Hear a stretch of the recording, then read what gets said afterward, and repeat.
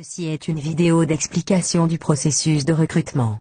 Tout d'abord, il faut définir l'objectif du recrutement au sein des unités commerciales. Est-ce qu'on embauche à cause des variations d'activité pendant l'année ou à cause des projets de développement?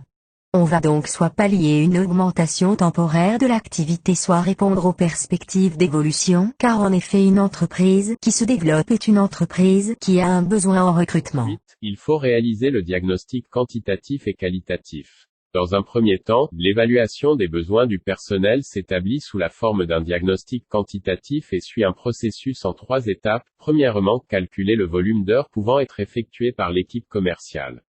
Deuxièmement, calculer le temps nécessaire pour assurer correctement les missions au cours d'une période donnée.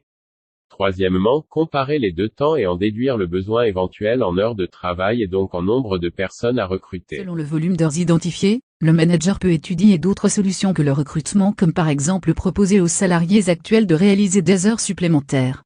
Afin de compléter de manière efficace le diagnostic quantitatif, le manager doit évaluer également les besoins en compétences.